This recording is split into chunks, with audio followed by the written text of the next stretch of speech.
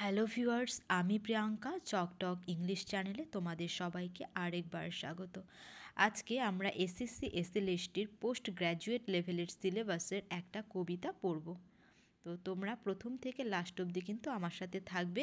আমি line by line explanation দেব এবং মানে কি পরিপ্রেক্ষিতে এটা লেখা হয়েছিল, কোন এজ বিলং করে, এগুলো কিন্তু আমি বলে দেব, যেটা তোমাদের পরীক্ষার জন্য কিন্তু কাজেই দেবে। তো দেখিনি কি আছে। তো কবিতাটির নাম কি? কবিতাটার নাম হচ্ছে কিন্তু দ্য গুড মোরো। কার লেখা? জন ডানের লেখা। তো আমরা জানি জন ডান একজন কিন্তু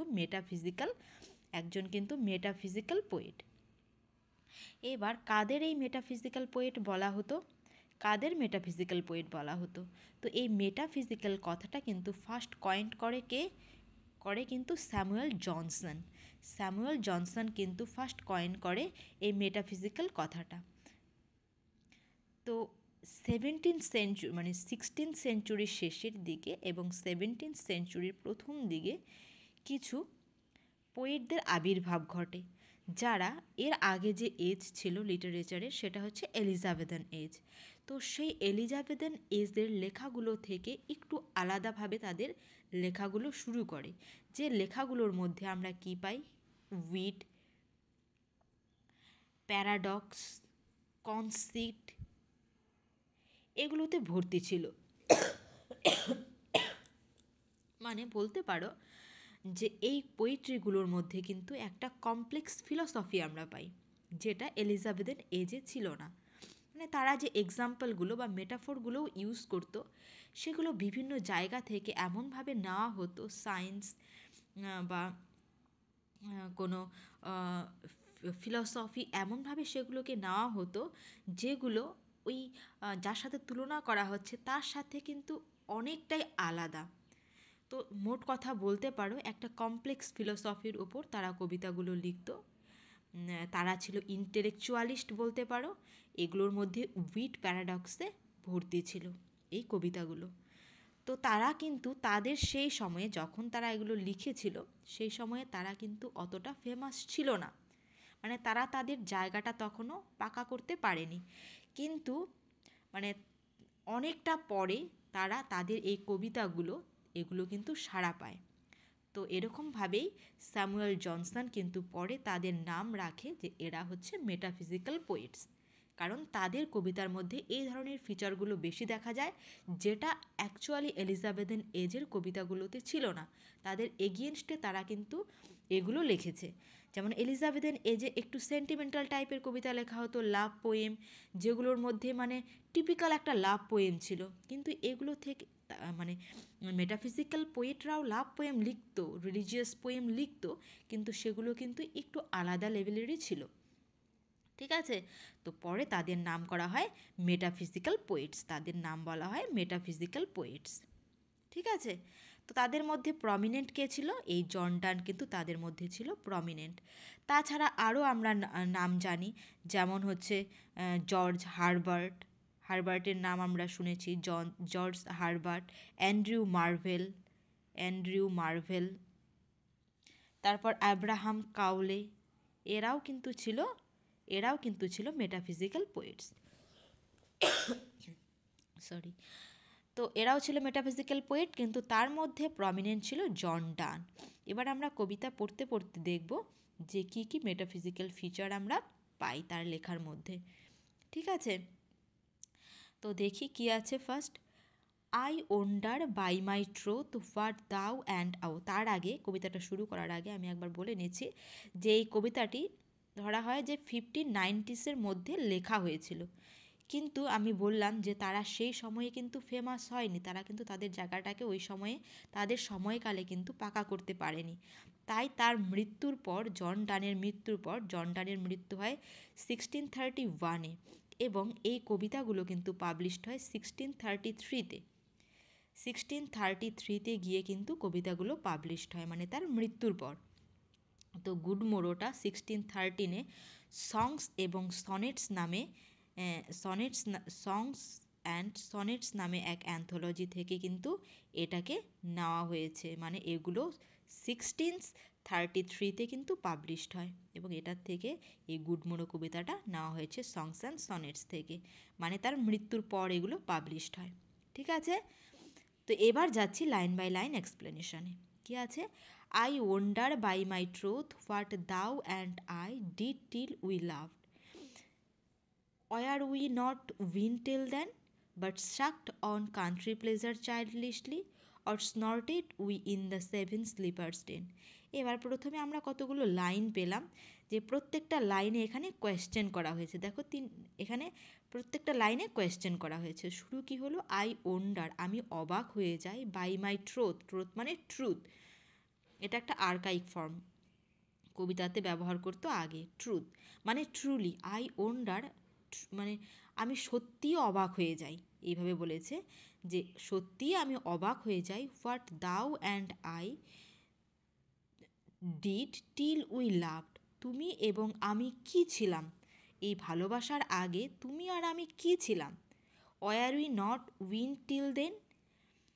এবার উইন্ড কথাটার মানে কি? উইন্ড কথাটার মানে হচ্ছে, মানে কোনো বাচ্চাকে, কোনো বেবিকে তার ব্রেস্ট ফিডিং থেকে যদি আলাদা করা যায়, সেপারেট করা হয়, সেটাই হচ্ছে, মানে ব্রেস্ট ফিডিং করছে তাকে আলাদা করা হচ্ছে, সেটাই হচ্ছে উইন্ড। তো এখানে বলতে চেয়েছে were we not weaned till then, মানে তখনও আমাদের কি ব্রেস্ট ফিডিং থেকে সেপারেট করা হয়নি, মানে তখনও আমরা বাচ্চাই ছিলাম, আমাদের তখনও ব্রেস্ট ফিডিং থেকে কিন্তু সেপারেট করা হয়নি, মানে আমরা কিন্তু তখনও ব্রেস্ট ফিড করছি, মানে মোট কথা বোঝাতে চাচ্ছে যে তখনও কিন্তু আমরা বাচ্চাই ছিলাম না, আমরা তো মানে তুমি আর আমি ভালোবাসাতে পড়ার, প্রেমে পড়ার আগে আমরা তখনও কি বাচ্চাই ছিলাম না, but sucked on country pleasures childishly, নাকি আমরা মানে ওই গ্রাম্য যে আনন্দ সেগুলো নিয়েই ব্যস্ত ছিলাম, মানে বাচ্চাদের মতো সেই গ্রাম্য প্রকৃতির আনন্দের মধ্যেই আমরা ব্যস্ত ছিলাম। But sucked on,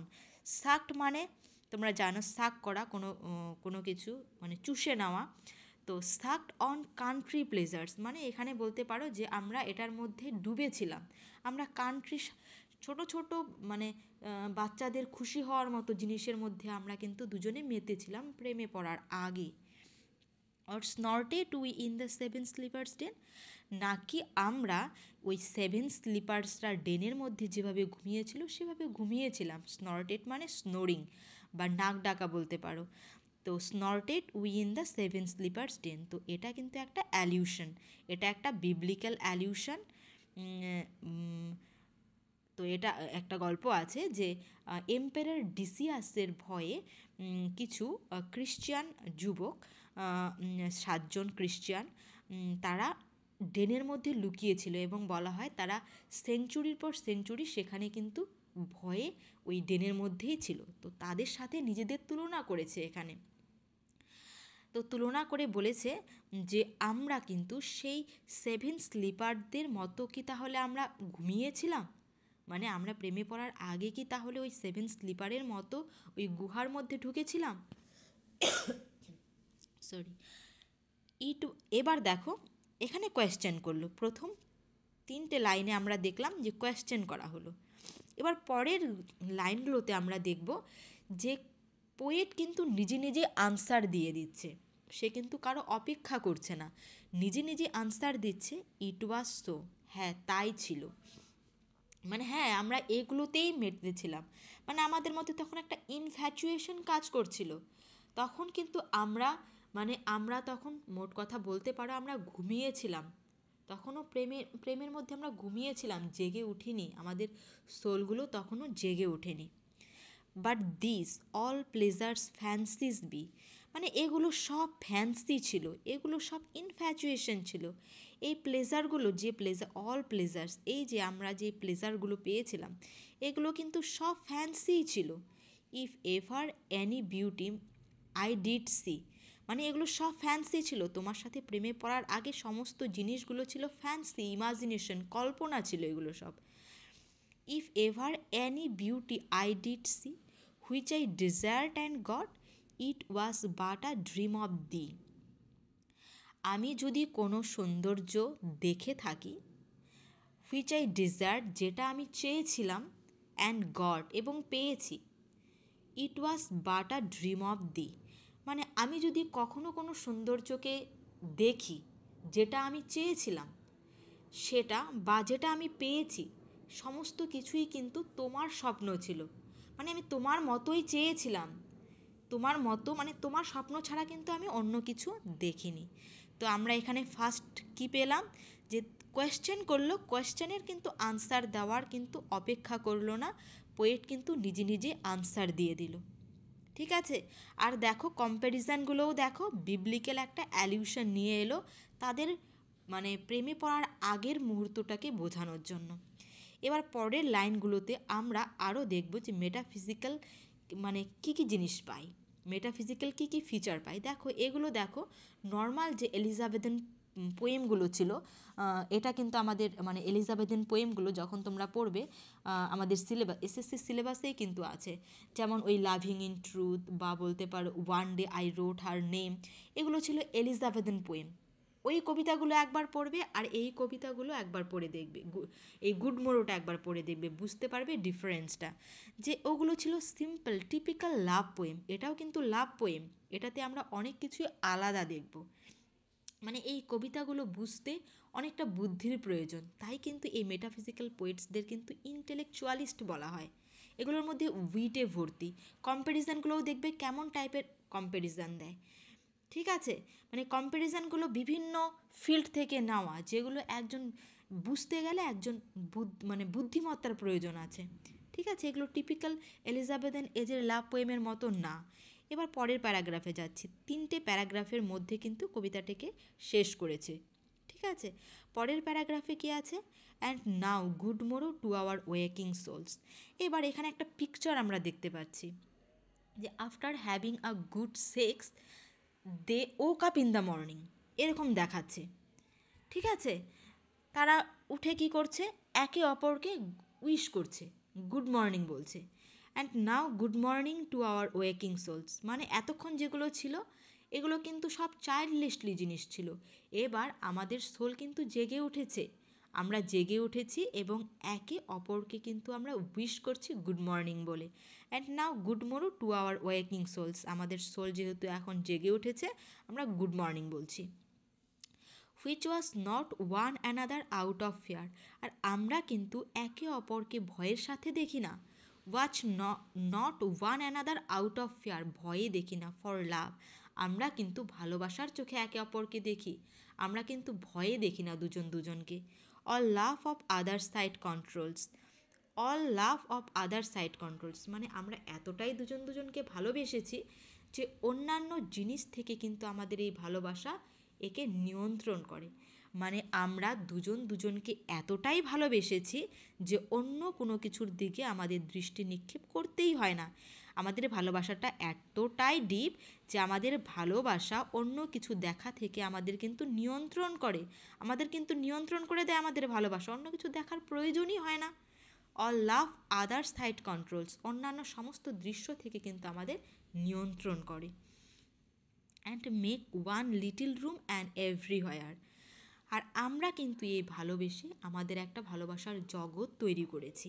and makes one little room and everywhere, মানে মেক্স ওয়ান লিটিল রুম মানে আমাদের একটা ছোট্ট ভালোবাসার জগৎ তৈরি করেছি। অ্যান্ড এভরিহোয়ার মানে অ্যান্ড এভরিহোয়ার দিয়ে এখানে বোঝাচ্ছে যে এটা কিন্তু সমস্ত বিশ্বের মধ্যেই আছে, মানে সমস্ত পৃথিবীটার মধ্যেই আছে, মানে এই কথাটার দ্বারা বোঝাচ্ছে আমরা একটা ছোট্ট আমাদের ভালোবাসার জগৎ তৈরি করেছি, কিন্তু এই জগৎটা কিন্তু এই বড় পৃথিবীটার মতোই কিন্তু বড়, এই যে বড় পৃথিবীটা আছে সেটার মতোই কিন্তু বড়। তাই বলেছে and mix one little room and everywhere, let's sea discoverers to new worlds have gone, let's maps to other worlds on worlds have shown, let us possess one world each hath one and is one.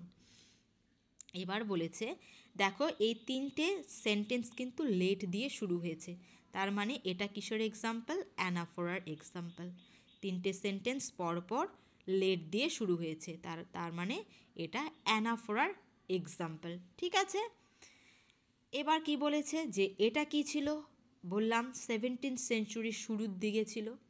তো এই সময় কি হয়েছিল, এটা কি একটা renaissance period চলছিল কিন্তু, তো এই সময় সায়েন্সের অনেক ইমপ্রুভমেন্ট হচ্ছিল, নতুন নতুন দেশ আবিষ্কার হচ্ছিল।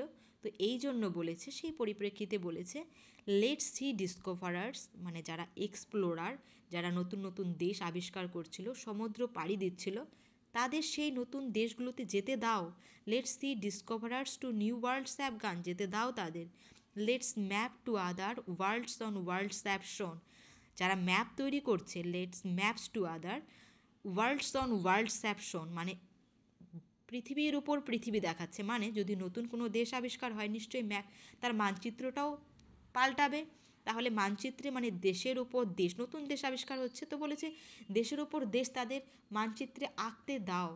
যারা সমুদ্রে যাচ্ছে, অভিযানে যাচ্ছে, তাদের যেতে দাও। লেটস পজেস ওয়ান ওয়ার্ল্ড, আমরা তো আমাদের পৃথিবীতেই আছি। Let us possess one world, আমরা আমাদের একটা পৃথিবীতেই আছি। Each hath one and is one, আমাদের এক মানে আমাদের দুজনে মিলে একটা পৃথিবী তৈরি হয়েছে। অ্যান্ড ইজ ওয়ান মানে আমরা দুজন কিন্তু মিশে গেছি, আমাদের বডির দিক থেকে মিশে গেছি, আমরা আমাদের সোলের দিক থেকে মিশে গেছি। মানে ডান কিন্তু মানে সোল অ্যান্ড বডি অ্যান্ড সোলের কিন্তু বন্ডের কথা বলেছে, যে আমরা একদম মিশে গেছি, আমরা একটা পৃথিবী তৈরি করেছি। আমরা কিন্তু আমাদের দুজনের একটা পৃথিবী তৈরি করেছি।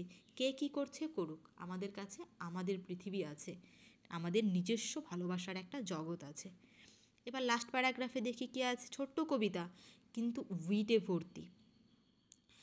মাই face in thine in mine appears and true plain hearts do in the faces rest. বলেছে my face in thine eye, মানে আমার চোখ, আমার মুখ তার চোখে, দাইন ইন মাইন অ্যাপিয়ার্স, আর তার দাইন মানে এখানে my face in thine eye মানে তার চোখে আমার মুখ, দাইন মানে দাইন বলতে তার মুখের কথা বলেছে, মানে সেই তার বিলাভেডের face in mine appears, mine এখানে মাইন বলতে কবির চোখের কথা বলেছে, আমার চোখে কিন্তু দেখা যাচ্ছে, মানে তারা পাশাপাশি ধরো বসে আছে, তাহলে তার চোখে তার প্রেমিকাকে দেখা যাচ্ছে, আর প্রেমিকার চোখে কবিকে দেখা যাচ্ছে, তারা দেখতে পাচ্ছে।